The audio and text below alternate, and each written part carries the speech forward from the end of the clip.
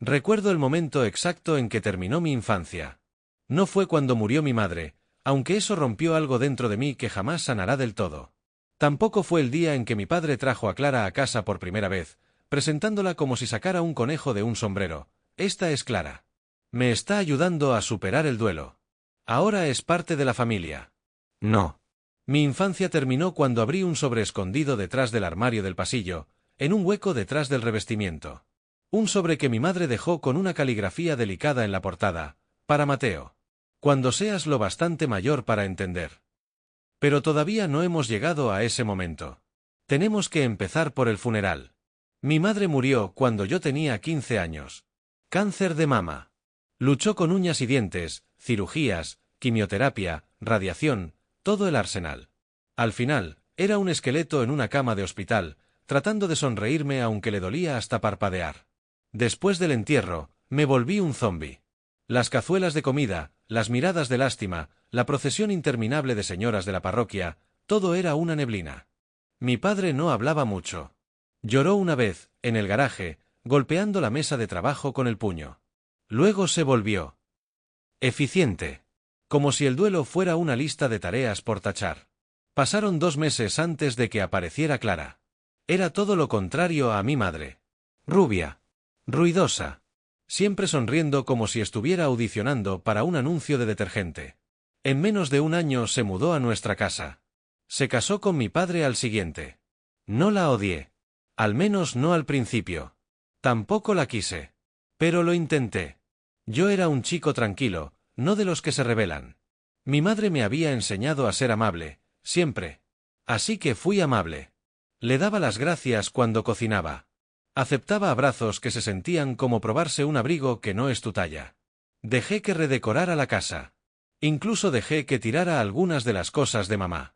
Eso lo lamento. Sobre todo por dejar que se llevara la lámpara del colibrí. Debí haber peleado más. Pasaron los años. Me fui a la universidad, me independicé. Pero volví una primavera para ayudar con una renovación.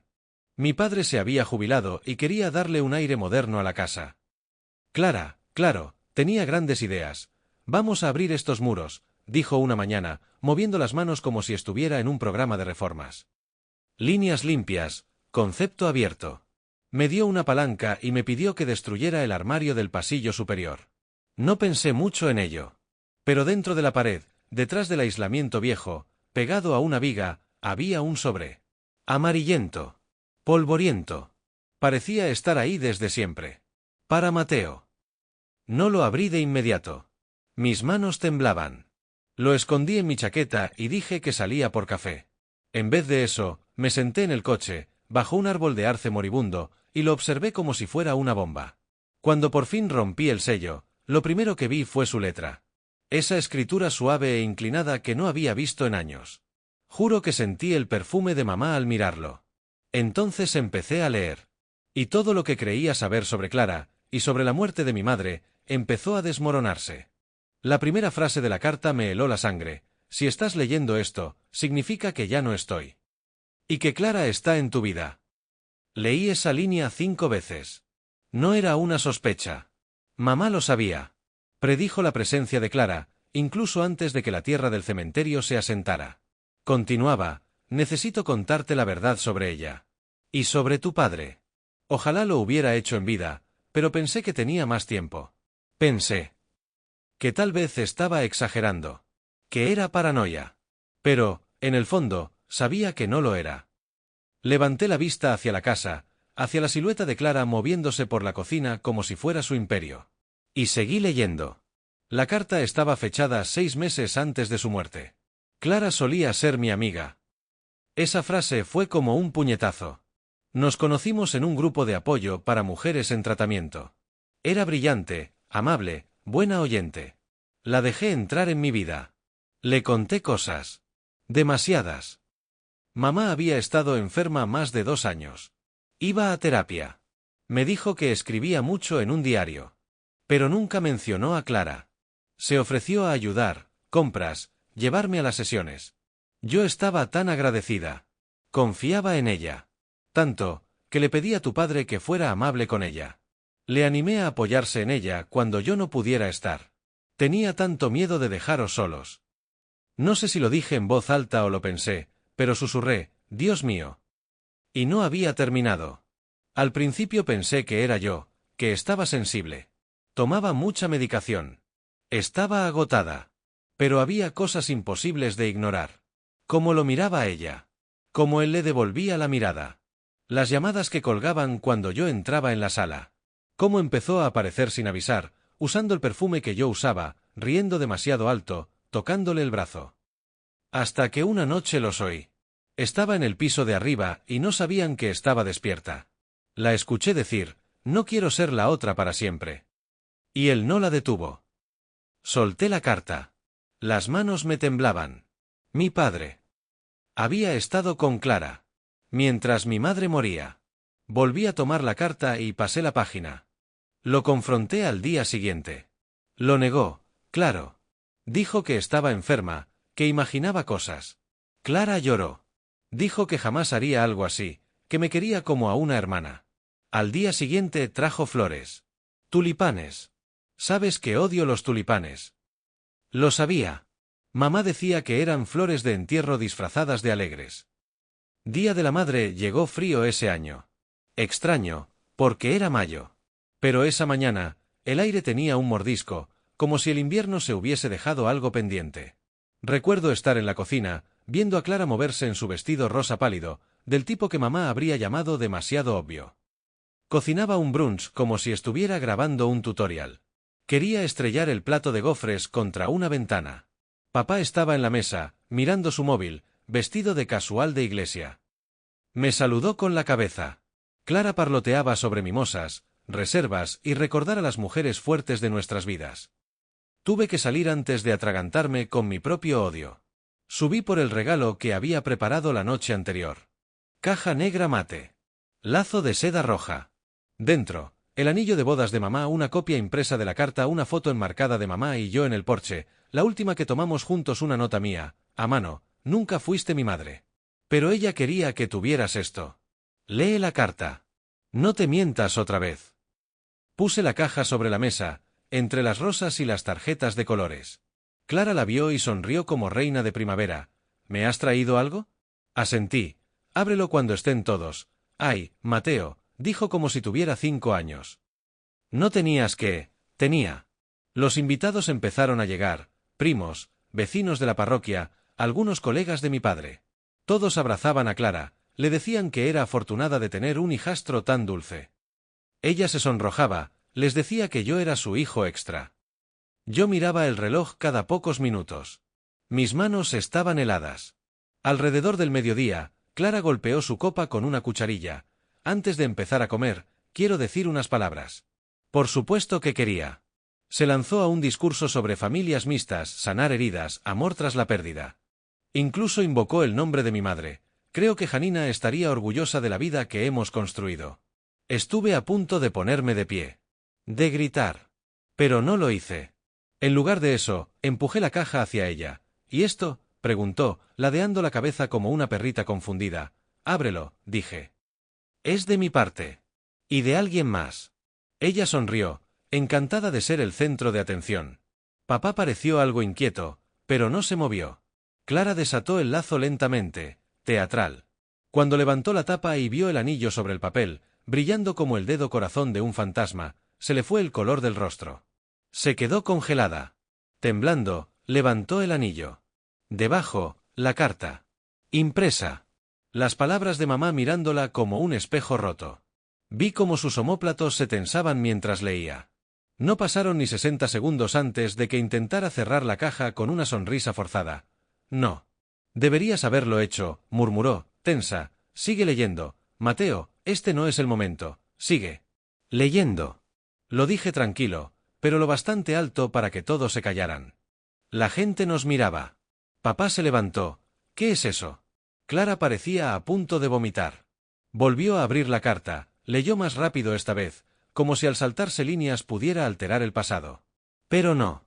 Algunas vecinas cuchicheaban. Vi a la señora Encinas intentando leer el papel desde la distancia. Papá miró por encima del hombro de Clara y, al ver el membrete de mamá, su rostro cambió. Me dijiste que no lo sabía, susurró. Clara parpadeó. Estaba delirando, tú dijiste. Papá tomó el papel. Lo leyó. Las manos le temblaban. Escuché cuando dijo, no quiero ser la otra para siempre. Joder. Silencio. Caía como una cortina de teatro. Entonces hablé. Claro. Firme. Cada palabra una cuchilla. Ella lo sabía. Todo el tiempo. Solo que no quiso pelear. Ya la estabas matando tú. Clara soltó un sonido, mezcla de sollozo y tos. El rímel empezaba a correrse. Dormiste con ella mientras mamá agonizaba. En su propia casa. Y la dejaste morir creyendo que quizá estaba loca. Eso es lo que más duele.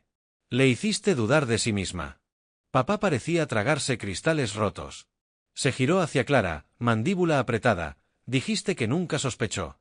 Clara intentó incorporarse. Yo no te obligué a nada. Te mudaste 6 semanas después del entierro. Te amaba, no. Te encantó ocupar su lugar.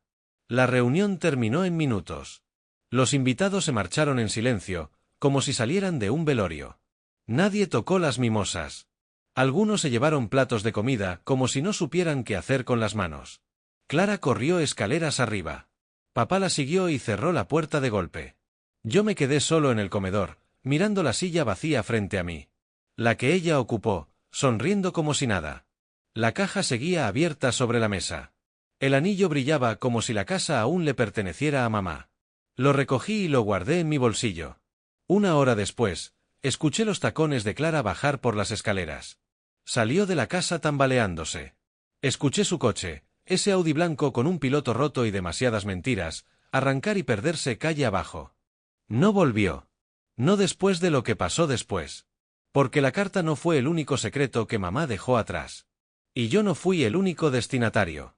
Lo dejé pasar. Tenía que hacerlo. Ya no tenía fuerzas para pelear, y los necesitaba. O eso creía. Pero no podía dejar de mirar. De escuchar. Clara venía más cuando tú no estabas. Me hablaba como si ya fuese la señora de la casa. Me sentí enfermo. Un tipo de náusea distinta. Como si el suelo bajo mis pies estuviera desmoronándose y recién ahora me diera cuenta. La última parte de la carta fue la peor. Mateo, necesito que entiendas algo. Si tu padre termina con Clara, no es culpa tuya. No hiciste nada mal. Pero si llega ese día, quiero que recuerdes quién es ella. Quiero que la mires y sepas que no es tu madre. Nunca lo será. Y no es tu familia. Si alguna vez sientes que ha tomado demasiado, que ha ocupado mi lugar, reescrito nuestra historia, quiero que le devuelvas esta verdad. A tu manera. A tu tiempo. Feliz Día de la Madre, Clara. Lo subrayó. Leí esa frase una y otra vez. Feliz Día de la Madre, Clara. Ella me dio la fecha. El momento. El día en que debía entregar la verdad como un regalo. Entonces supe exactamente lo que tenía que hacer. Esperar. Observar. Dejar que Clara pensara que había ganado. Que me había borrado a mamá y robado su corona. Y después, el Día de la Madre, le daría un regalo que no podría devolver. Una carta. Una verdad. Un ajuste de cuentas. Los siguientes meses fueron brutales. Volví a casa con la excusa de ayudar con las reformas. Clara estaba encantada. Me llamó cariño de nuevo. Me dijo que le alegraba que al fin nos estuviésemos acercando. Cada día la veía moverse por la casa como si le perteneciera. Como si la hubiera ganado. Y cada día quería gritar. Pero esperé. Observé. Y entonces encontré algo que lo empeoró todo. Estaba en el desván, buscando un álbum de fotos que mamá solía guardar. Clara decía que no sabía dónde estaba. Pero yo recordaba las cajas. La letra de mamá. Encontré el álbum, y debajo, en el fondo de la caja, un anillo. Su anillo de bodas. El que desapareció durante los días de cuidados paliativos. Ella lo llevaba hasta el final. Luego, un día, simplemente no estaba. Papá dijo que se habría perdido con la ropa sucia. Que quizá las enfermeras lo extraviaron. Pero ahí estaba.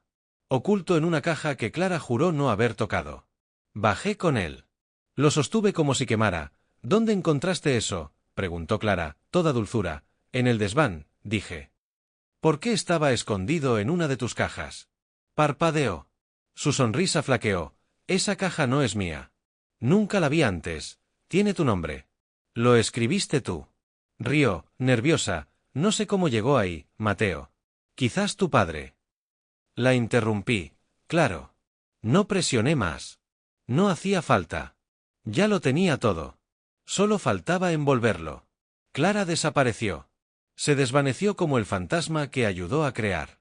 Después del estallido del Día de la Madre, empacó una maleta pequeña y le dijo a mi padre que necesitaba espacio para pensar. Se fue en su Audi blanco con el piloto roto y una docena de mentiras detrás. La casa quedó en silencio. Sin risas falsas. Sin pulseras tintineando. Sin Mateo. ¿Te importaría ir al súper? Caminé por el vacío perfumado que dejó y bajé al sótano, donde las pertenencias de mamá llevaban años en cajas olvidadas. Porque recordé algo más. Algo que me dijo la última vez que hablamos, cuando su voz ya era un suspiro: si algo pasa. Hay una llave en el costurero. Encontré el costurero bajo montones de material de manualidades en una caja de plástico rota. No se había tocado en casi una década. Dentro, escondida bajo un rollo de hilo azul marino, estaba una diminuta llave de latón con una cinta roja descolorida. Sin etiqueta. Sin explicación. Pero yo sabía para qué era. Una caja de seguridad. Al día siguiente, conduje hasta el banco. El mismo que mi madre usó desde que nací. Pregunté si tenía caja ahí. El gerente dudó al principio.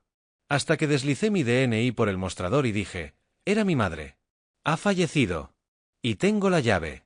Hizo una llamada. Luego asintió: sígame, por favor. Casi esperaba que la caja estuviera vacía. Quizá un certificado de nacimiento o papeles viejos. Pero dentro había un sobremanila, grueso, y algo envuelto en papel de seda. Entré a la sala privada, con las manos sudorosas. Dentro del sobre, otra carta. Si has llegado hasta aquí, ya sabes lo que ella hizo. Ella. Clara. Pero esto no va sobre ella. No del todo. Es sobre él. El corazón me golpeó como un tambor. Ella hablaba de papá. Las siguientes páginas me desmantelaron. Descubrí lo de Clara demasiado tarde. Pero Mateo. Ella no fue la primera. Describía un patrón. Sospechas. Emergencias laborales que no cuadraban. Nombres. Fechas. Incluso un recibo, engrapado a la carta, de un hotel en Málaga. Habitación 204. 6 años antes de su diagnóstico. Me quedé porque te amaba. Porque creía que podía mantenernos unidos. Porque creía en el hombre con el que me casé. Me equivoqué. Mucho. La carta terminaba con una confesión. Sabía de una segunda cuenta bancaria. Dinero escondido. Regalos para mujeres que no eran ella. Y dejó los documentos para probarlo. Dentro del papel de seda había fotocopias de correos entre mi padre y al menos 2 mujeres, una segunda llave, esta vez, de un apartado de correos, un inventario manuscrito de todo lo que descubrió, con fechas y cargos detallados. Era un disparo letal. Un dossier de traición. Mi padre no solo la engañó durante su enfermedad. Había convertido la infidelidad en un estilo de vida. Y Clara. Solo fue la más descarada.